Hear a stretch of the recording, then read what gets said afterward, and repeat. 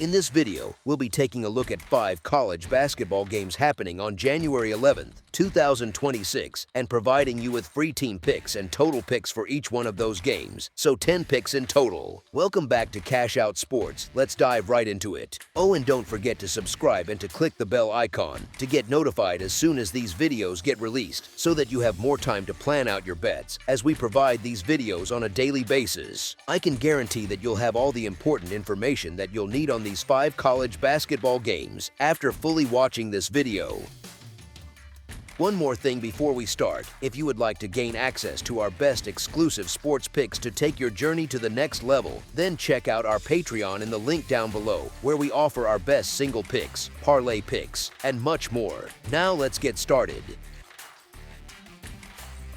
North Carolina Central versus Morgan State. North Carolina Central comes into Baltimore wearing the slight favorite tag, but the number the market hung here is tiny, practically just asking you to pick who keeps their nerve for 40 minutes instead of who is better on paper. Sportsbooks have North Carolina Central laying around a bucket on the road, which feels polite respect for a team that has finally strung 2 wins together and sits at 6-11 overall with a clean 2-0 start in league play, but it also glosses over how painful their travel log has been, with just 1 win in 10 true road tries so far. That is a lot of bus miles and a lot of hostile gyms for a group that has spent much of the year getting punched by power programs, then asked to flick a switch and behave like steady road chalk in a loud, older bandbox like Hillfield House. Morgan State's record, 4-12, does not exactly sparkle, and if you only check their non-conference scores, you might think this is a straight mismatch. But context matters. Plenty of those ugly numbers came on a brutal stretch of road, including a 3-game California swing capped by that 97-50 beating at Cal, the sort of night that can wreck your defensive averages for weeks and make a team look much worse than they really are. Back at home in Baltimore, the Bears have quietly been competitive, sitting 4-4 on their own floor and fresh off a gritty 72-67 win over South Carolina State, where they handled pressure late instead of melting down. They look like one team on the road and a completely different one when the band is behind them and the rims feel familiar. Here is where it gets interesting.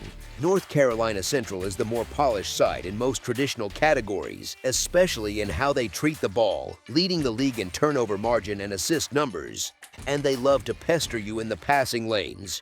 Morgan is more ordinary there, even a bit sloppy, which is exactly why books are comfortable nudging the Eagles into the favorite role. But on the glass, Central has quietly been the one taking the hit, sitting near the bottom of the conference in rebounding margin, while Morgan is merely below par instead of outright drowning. In a game that projects as tight, extra possessions from offensive boards and second-chance looks can matter more than shiny assist totals, especially for a home team that thrives on energy plays. Then there is the history between these two. The all-time series leans toward North Carolina Central, but recent memory in this matchup belongs to Morgan State, which has ripped off a 4-game win streak over the Eagles spanning the last 2 seasons, including a double-digit win last February. That kind of run does not guarantee anything tonight, of course, but players remember who has been handing out the handshakes at the buzzer. When the same opponent keeps tagging you over and over, it chips away at that quiet confidence you are supposed to carry as a small favorite, and it feeds into the home locker room's belief that we get these guys in our building and we like our chances. Schedule spot matters too. Both teams are on short rest, but the rhythm is different. North Carolina Central just played an emotional game at Coppin State, storming back for an 88-77 win that felt like a bit of a release after a brutal start to the season. And now they have to reset their focus again in the same city but in a completely different environment. Morgan's weekend was also demanding, but they got the luxury of that South Carolina State win on this same floor, same routines, same shooting background, which is the kind of comfort that often shows up in the final 5 minutes when legs are heavy and decisions get tight. In a coin flip handicap where the spread barely gives you any cushion, that subtle edge in familiarity and recent matchup success quietly pulls the underdog side of the argument into sharper focus. As our first pick for this matchup, the Morgan State Bears to cover the spread as underdogs is our full game side pick. The market total has settled in the mid-140s, around 146.5, which is basically the book saying, we see the bad defenses, but we are not fully convinced the offenses can string it together for 40 minutes. Given what these teams have been recently, that number sits in a very curious middle ground. Start with the defenses. Both teams have spent much of this season near the wrong end of national rankings in opponent scoring, consistently giving up big numbers to division-wide foes, and neither profile screams steady, half-court rock fight. North Carolina Central's issues have often been about keeping people off the glass and staying in front of dribble penetration, which leads to extra possessions and free throws. Morgan State, on the other hand, has been tagged by hot shooting nights and breakdowns that turn solid first halves into second-half track meets. When both defenses are prone to giving away the kind of easy points bettors love, it does not take especially sharp offense for a game to get nudged toward a higher total. Recent form paints the same picture. Central is coming off that 88-77 win at Coppin State, a game where the Eagles showed they can push past the mid-70s without needing overtime or some outrageous fluke. Morgan's 72-67 win over South Carolina State was not a pure shootout, but it was another reminder that once conference play hits, their home games rarely feel like slow, methodical grinders. You stack that on top of the way these teams have played each other lately, with recent meetings soaring past what you would think of as a typical college number, and the idea of a controlled, low-scoring affair starts to feel like the exception rather than the default. There is also the way the two styles collide. Central loves to gamble a bit on defense, chasing steals and jumping lanes, which is great when it works, but when it does not, it creates layups, scramble situations, and scramble threes. Morgan is not some hyper-efficient machine, yet at home they tend to play with more freedom, more confidence, and more willingness to let shots fly early in the clock, especially when they get a run going and the crowd leans in. Neither side is elite on the defensive glass, and both give opponents plenty of second looks, which is a sneaky way totals climb, not through blazing pace, but through extra chances for the same possession to end with points instead of a single miss. And if this one plays out on the scoreboard the way the spread suggests, the endgame could be very friendly to a higher total.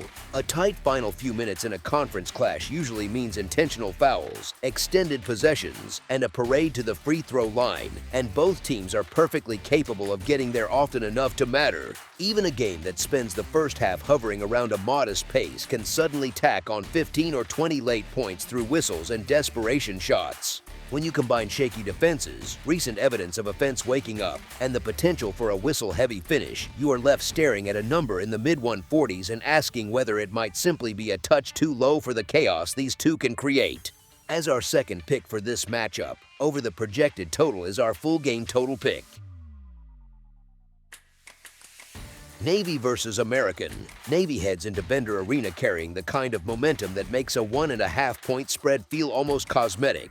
They have stacked 8 wins in a row. They sit at 12-5 overall and 4-0 in the league, and they have done it with a very clear identity: slow your heartbeat, defend like it is inspection day, and own the glass. They are giving up a touch over 63 points a night while holding opponents below 41% from the field and below 30% from 3. And that is not a one-week hot streak. That is 17 games of nothing easy at the rim, nothing clean at the arc. The other piece that really tilts the floor here is rebounding. Navy is grabbing just over 37 boards per game while allowing only about 31, so they are living with roughly a +6 cushion on the glass. And that matters a lot when you walk into someone else's gym as a small favorite and want to control the script rather than chase it. American, on the other side, is 9-8 overall and 2-2 in Patriot League play, and the story is a lot more volatile. They absolutely can score about 77 points per game on the season, with a real comfort launching threes and a respectable free throw rate, so on a good night that offense can punch above its weight and make this look like a classic road favorite got ambushed spot. The issue is what happens when the shots stop falling and the game turns into mud. Because American is giving up nearly 74 points a night, opponents are actually shooting better from the field than the Eagles are themselves, and they are getting out-rebounded by almost 4 boards per game, which is not ideal when you are about to deal with a Navy front court that treats missed shots like a bonus drill. Bender Arena is a good home court, and American is 8-2 in that building this year, but even there the pattern has been feast or famine, convincing wins mixed with stretch-the-neck losses where physical teams got 2 cracks at the rim and wore them down over 40 minutes, the exact style Navy specializes in. When you blend that together, the matchup feels like the classic contrast between a team that knows exactly who it is and a team that can be brilliant or brittle depending on how the first 10 minutes go. Navy's ability to slow tempo, win the glass, and live at the stripe late if they are nursing a small lead lines up very cleanly with the responsibility that comes with being a short road favorite, and the Eagles' defensive lapses plus their rebounding gap make it more likely that the game plays into the visitors' hands rather than the other way around. As our first pick for this matchup, the Navy midshipmen to cover the spread as favorites is our full game side pick. This total number hanging in the upper 130s is basically asking a simple question: does Navy's tempo win, or does Americans' comfort in a track meet drag the game into something closer to an 80-70 type of night? Navy plays at a deliberate pace. They are not in a hurry to take the first semi-open jumper, and their defensive discipline tends to squeeze opponents into longer half-court possessions, which usually shaves a few trips off the scoreboard math. Yet within that slower rhythm, they are scoring just over 73 points per game themselves on decent efficiency, and the way they generate extra possessions through rebounding means you sometimes get more shots in fewer trips because one good defensive stand or one deep stop can turn into 2 or 3 looks on the other end. American brings the chaos into the equation. They are averaging about 77 points per game. They are happy to shoot a high volume of threes, and their style tends to stretch games out, not just with quick trigger offense, but also with the kind of defense that invites responses on the other end. Opponents are scoring almost 74 a night on American, doing so on better than 46% overall from the floor, and grabbing several more rebounds than the Eagles across a typical game, which is exactly how you get into those sneaky high totals where both teams quietly drift into the high 60s or low 70s even without some wild overtime script. There is also a late-game dynamic here that quietly helps the scoreboard. Navy, in tight contests where they are up a couple of possessions, has shown they are comfortable closing things out at the line, and Americans' defensive profile, plenty of fouls and plenty of trips allowed for opponents, hints at a stretch in the final few minutes where free throws turn a 60-something game into something much closer to the high side of that posted number. If we get the logical flow, Navy's physical edge creates efficient looks inside and second-chance buckets. Americans' shot-making and willingness to fire from deep keep them answering, and both defenses give just enough ground for this to look more like a high-scoring Patriot League game than a rock fight where everyone is stuck in the 50s. As our second pick for this matchup, over the projected total is our full game total pick. Arkansas Pine Bluff versus Prairie View A&M. If you like your college hoops with a little chaos, this one in Prairie View feels like that late game on the card where the casual fans glance at the records and shrug, but the people who have actually watched these teams lean in a bit closer. Arkansas Pine Bluff walks in at 6-10 overall, but sitting on top of the league at 3-0, fresh off a stretch where they have stacked 5 wins in a row, and finally get to show what they look like when they are not being fed to high major programs on the road every other night. That opening month where they got punched by Washington, Oklahoma, and Vanderbilt was ugly on the scoreboard, but it also hardened this group, and you can see it in how calm they have been in tight second halves lately. They play fast, they embrace the scoreboard lighting up, but there is a structure to how they run, with that lead guard steering everything, wings cutting hard, and enough shooting spread around that defenses cannot just load up on one guy for 40 minutes. What really jumps out is how often they have been the tougher team late, whether that is finishing through contact, winning 50-50 balls, or just looking completely unfazed when a home crowd tries to rattle them. On the other side, Prairie View at 7-9 with a 2-1 mark in the league is the classic do not be fooled by the record home favorite, the one that looks ordinary in a box score but turns into a problem in their own gym. And they have taken their lumps on the road against bigger brands, but back at the William Nix building they are a perfect 5-0, and you can feel why. Small building, loud band, and a team that feeds off that energy and loves to run right at you for 40 minutes. That high-volume scorer in the backcourt gives them a natural closer, someone who can turn a broken possession into points, and the supporting cast has just enough size and length that they can switch, trap, and generally make you uncomfortable without sacrificing much on offense. They are explosive, they are streaky, and when they are rolling it can snowball in a hurry, which is why the market is perfectly happy to post them as a small favorite at home rather than treating this like a coin flip. Here is the thing, though, even with Prairie View laying only a short number at home, the price quietly tells you the books still have a hard time catching up to what Arkansas Pine Bluff actually is right now. You have a team that has already survived one of the nastier non-conference slates in the league, is finally healthy and confident, has been winning and covering more often than not, and now gets to step into a conference game where they are the ones playing with the chip on their shoulder after being picked near the bottom in the preseason. They are used to hostile gyms, they are used to playing from behind, and they are used to making that one extra shot when things get tight, while Prairie View, for all their firepower, has also shown they can let teams hang around deep into the second half. In a matchup where both sides are comfortable in a track meet and possessions are going to pile up, having the underdog that can trade punches, withstand those inevitable runs, and still be live late makes those few points feel more valuable than the standard mid-season Southwestern Athletic Conference number. As our first pick for this matchup, the Arkansas Pine Bluff Golden Lions to cover the spread as underdogs is our full game side pick. Now, let us talk about this total, because the number hanging in the high 160s is not some lazy copy-paste job. It is a reflection of just how wild this thing can get if it even half lives up to both teams' personalities. Arkansas Pine Bluff is averaging a little over 80 points a night while giving up close to 90, which is basically the profile of a team that treats the shot clock like a suggestion, not a rule.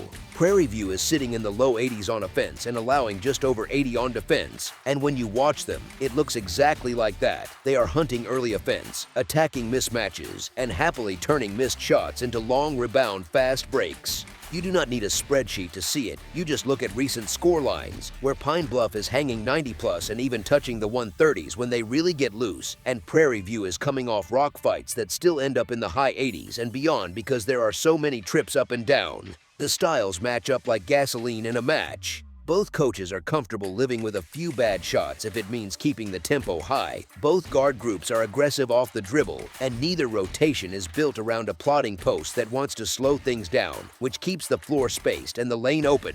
Turnovers that would be harmless in a slower game suddenly become 4 or 6 quick points here, and every missed box out is another putback or kick out 3 in transition. Foul trouble does not necessarily drag the pace down either, because whistles in a game like this usually mean free throws on top of an already brisk scoring environment, not some grinding half-court chess match. You can absolutely imagine the argument for a game falling short of such a big number. Maybe the whistle is tight early, maybe nerves sneak in with a league leader on one side and a proud home team on the other, and for a few minutes the ball just refuses to drop.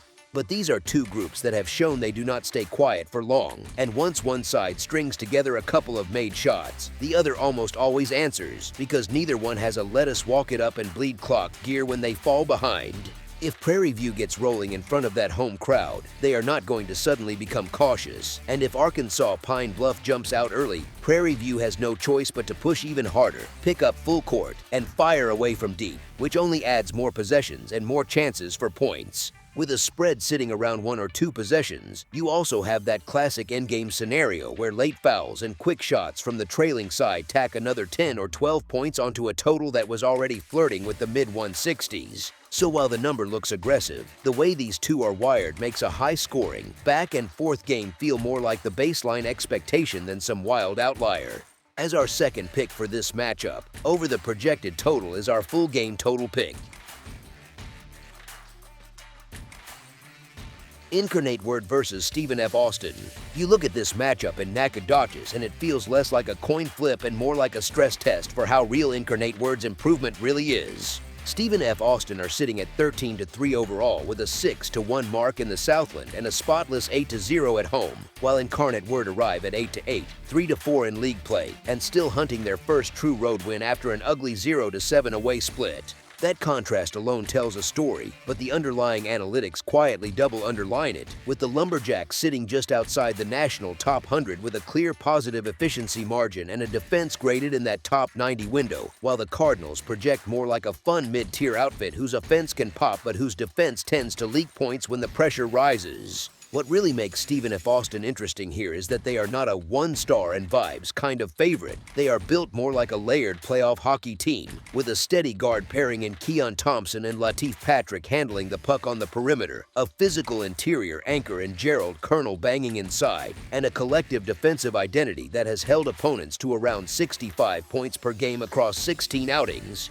Incarnate Word to have real offensive juice with Davian Bailey and Todd Stavisky in the backcourt, and you can see from some of their non-conference scares that they are not intimidated by bigger names, but this is a very different animal, trying to bring that same rhythm into a building where the home side have not blinked once all year and the visitors have not yet proved they can close the deal in a hostile gym. Honestly, when both teams show up on the injury reports with no injuries to report, so rotations are more or less at full strength, it takes away a lot of the chaos and puts the focus squarely on who has the deeper, more reliable structure rather than who accidentally gets hot because the bench is short-handed.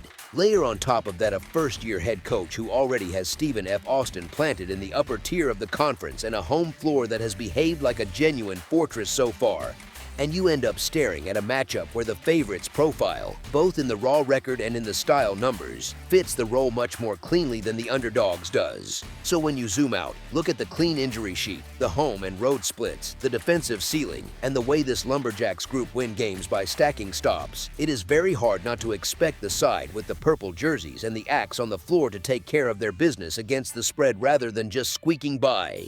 As our first pick for this matchup, the Stephen F. Austin Lumberjacks to cover the spread as favorites is our full game side pick. Incarnate Word's offense has real pop, no doubt, and Stephen F. Austin are not exactly crawling the ball up the floor either, yet when you check the tempo numbers, both teams are sitting in that middle band nationally, not slow, not racing, more like a steady jog that gives you possessions but not a full track meet. The Lumberjacks team stats paint a pretty clear picture of how they want this kind of night to look, scoring right around 79 per game while holding opponents to roughly 65, and that gap is built on contests where they squeeze the half court, control the glass, and keep games from turning into three-point contests where randomness runs wild.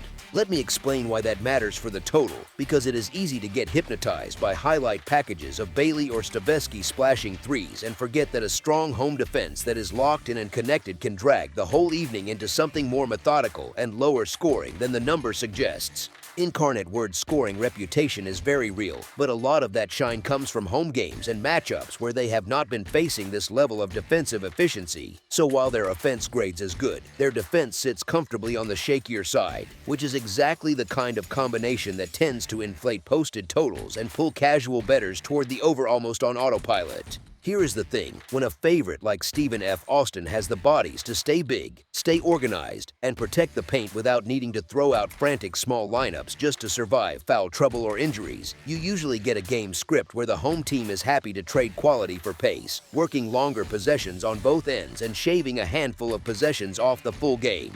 Both rosters show clean on the public injury reports for this date, so neither coach is being forced into weird hockey line changes or everyone press full court because we only have 8 guys. Chaos and that stability tends to be friendly to a calmer scoring rhythm, especially with SFA's track record of keeping opponents in the mid-60s across 16 contests. So while the posted total is clearly reacting to Incarnate Word's ability to catch fire and to some of those big scoring flashes on their resume, the combination of mid-range tempo, a home defense that has been stingy all year, and an underdog whose offense has not traveled as well as its reputation points more toward a game that lands a little below what the market is asking for rather than sailing over it.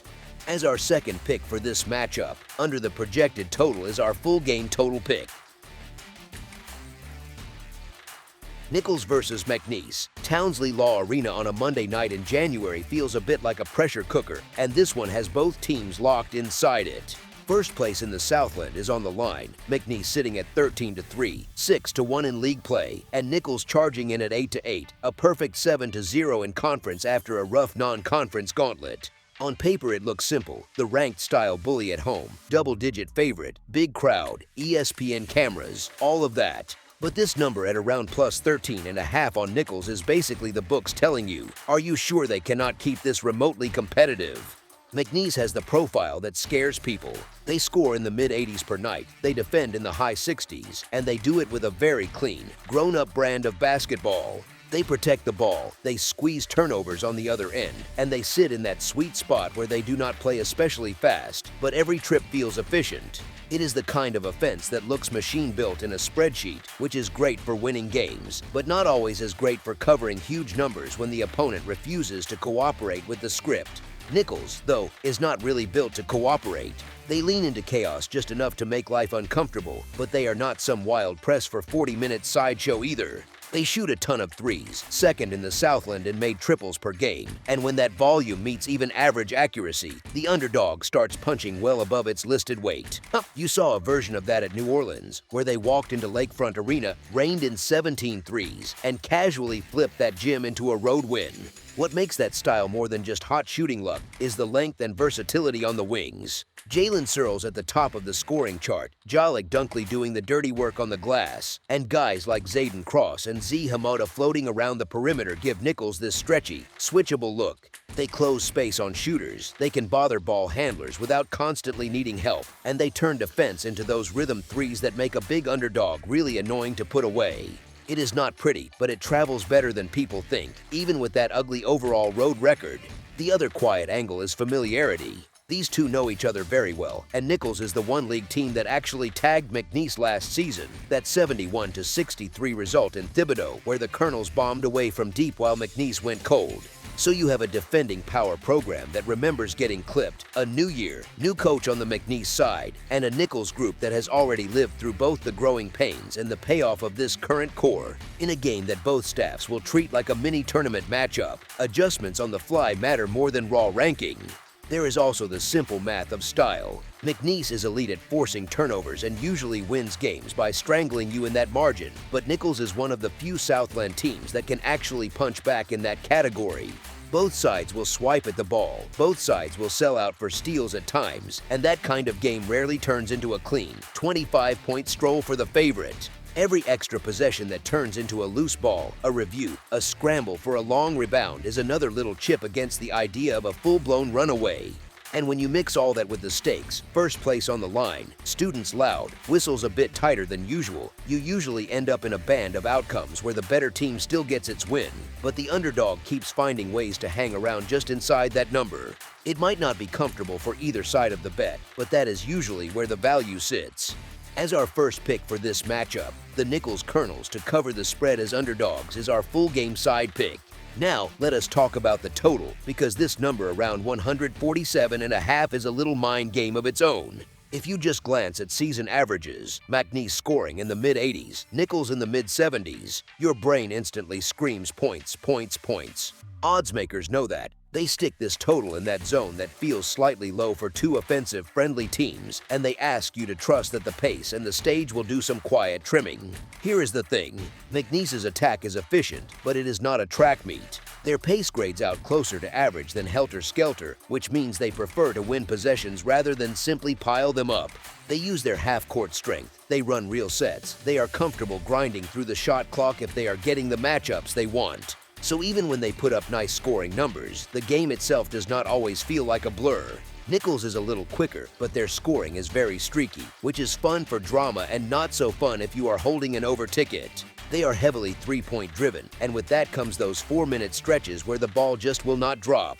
Add in their free throw issues, especially away from home, and you get a profile that can look explosive in one-box score, then suddenly very human when the legs are a bit heavy and the rims are unfamiliar.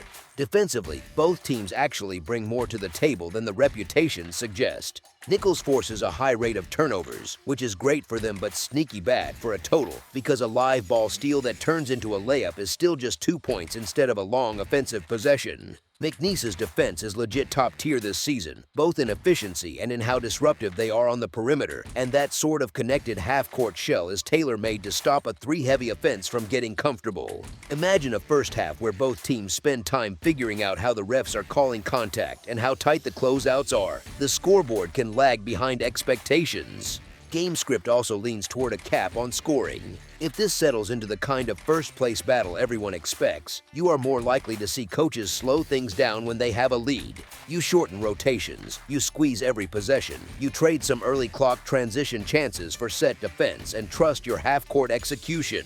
Even late, if one team is up comfortably but not in total blowout territory, there is a good chance we see more clock bleed than panic fouling, which is not exactly the recipe for a wild shootout. Sure, there is always the nightmare scenario for an under. One team gets flaming hot from outside or the refs whistle everything and we live at the line. But when you put together McNeese's measured tempo, their physical defense, Nicholls' reliance on jump shots, and the natural tightness that comes with a game that means this much to the standings, the more realistic band of outcomes lives a few possessions shy of this posted number. You could easily walk away with a final in that mid-130s to low 140s window, which looks fun on the court but sits comfortably below what the books are asking. As our second pick for this matchup, under the projected total is our full game total pick. That's all for now, so if you have any other games you would like reviewed, then leave a comment down below with the game you would like analyzed, subscribe to our channel, leave a like on this video, and we'll get to it as soon as we possibly can. We would also love to hear your opinion on the picks presented to you in this video, whether you agree or disagree with them, so leave a comment down below and do let us know.